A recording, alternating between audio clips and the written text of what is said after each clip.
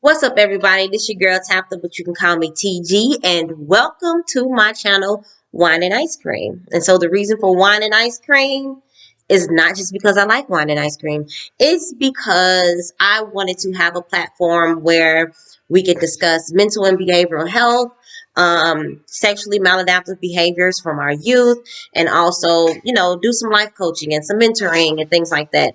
I want to be able to speak to all of our communities, whether you're young or older, because I've worked with individuals from the ages of 3 to the ages of about 65 years old. So hopefully, you guys are willing and open to talking and watching my videos and liking and subscribing and commenting where needed and things of that nature. So and as we go on, then you can find out more about me if you have questions or things of that nature. So, today the first bottle that I'll be basically initiating, I guess you can say, would be one of my favorites, which is by Apothic, and it's called Apothic Inferno. It's aged in whiskey barrels for 60 days with the volume of 15.9%. So it's pretty good. I enjoy it. I actually enjoy the Apothic brands. Um, but for some or for many, this may be a little strong for them. So I'm not like advertising them or anything else. It's just my channel and how I'm going to be flowing throughout it. And the reason for wine and ice cream too is because I want it to be something that's not too formal, right? Something where individuals can be comfortable with, addressing certain matters and coming to me and talking. And me having this wine here doesn't mean that I have to drink all the time or that you have to drink. You know what I'm saying? You could have your ice cream, or if you are dieting today or whatever else, you don't have to have your ice cream. You can do it keto style, have something else or something like that. But that is my channel, and that's just what I'm going to be doing. So the first thing that I want to talk about is school.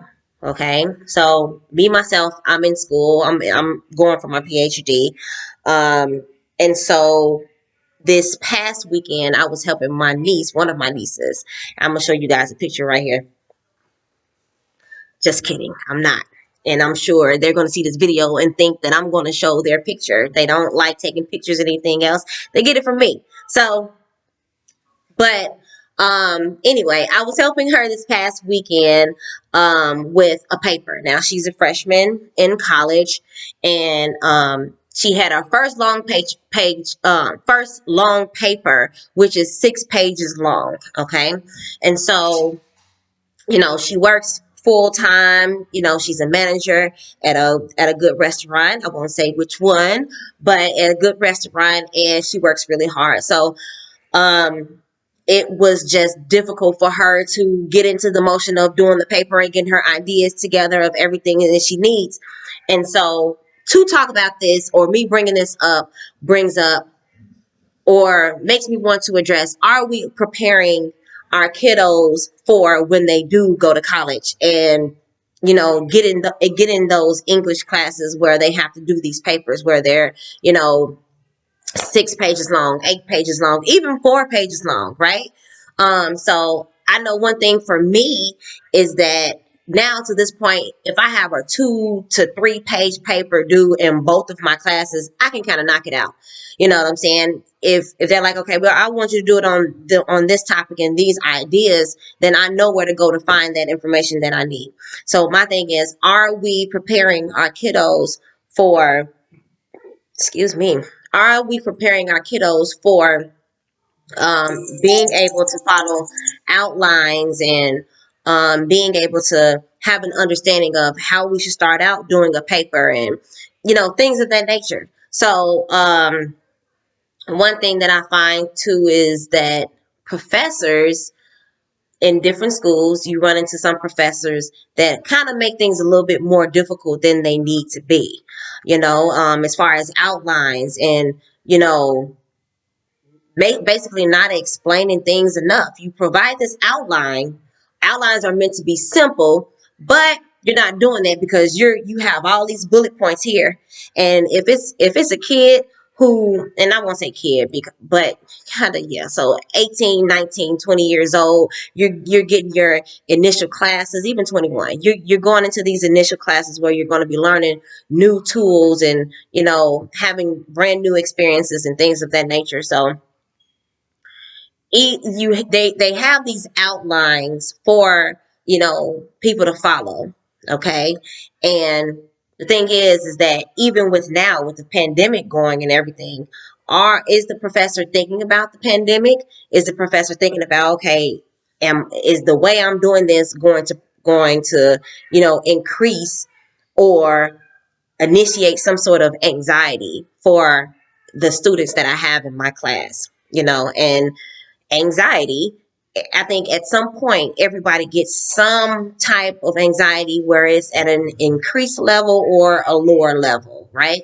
So we have to think about, okay, are we preparing them? Okay, even our kids who make the straight A's and do great at preparing and studying, we have to know that everyone isn't like that, right? Because when our kids go to school, whether they are attending school in state and they're staying home, or whether they're you know going to be living on campus, whether it's another state, in another state, or in the same state and hours away, right? Are we actually providing them with what they need? Because they're gonna be in different environments. They're gonna meet new people and things of that nature. So are we preparing them? And so what I would like you guys to do is kind of comment below and let me know what you guys think about that. As far as preparing our kids. You know what I'm saying?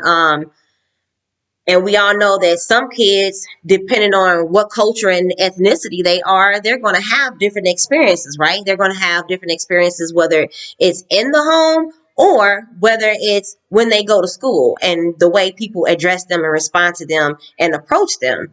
So I want you guys to let me know what you think. So this is not just for parents. This is also for, you know, those of us who have younger siblings, who even have older siblings, right? Those of us who have younger cousins and things of the nature, who we want to promote school to. How are we promoting school to them, and how are we getting them ready? How are we trying to help decrease that anxiety and um, providing them with pretty much what they need? Now, I know at some point we would never just be able to give them everything that they need, right? Because a lot of things will be a learning experience, right? So how are we getting involved with their education? How are we providing them with the tools that they need? How are we making sure that when they do go to college and they start these classes, that we are being a better support for them and continuing that support, and it just not being, oh, well, when you turn 18, you're getting up out here, you got to do something. Either it's going to be military, or it's going to be going to college. But so how are we still providing that support? Okay. And so this is one of my topics for my first video, and I'm hoping that you guys enjoy it. I know it's not as long or too long, but I'm hoping that it gives you guys enough to think about and talk about. And so I'll take a little sip of wine, okay? So you guys won't think I'm just like, oh, she's presenting this wine and not doing anything with it. But um I hope you guys enjoyed it. This is just something that occurred and happened with me over the weekend. So I wanted to kind of share that and share my thoughts with you. And hopefully within this first video, you can let me know what you think. And I can know what more to do and what more to address. And also on a therapeutic or mental and behavioral note, or life coaching, I want to throw out there that anxiety is a very big thing, and it's happening a whole lot with a lot of individuals. I've worked with a lot of clients who've had anxiety, and a lot of times this is what you need in order a way to talk about and get in the mix of everything, and kind of be able to think things through as far as what's causing you stress, what's causing you anxiety, what's making you get stuck in this mental storm. You know what I'm saying? So I mean, like I said, I know I've said it a bunch of times now. Let me know what you guys think as far as this video, and comment on the topics that I addressed and brought up in this video. So I hope you enjoyed it. Thank you so much for even deciding to watch, and I hope you enjoy it. Please have a blessed day. All right. Thank you.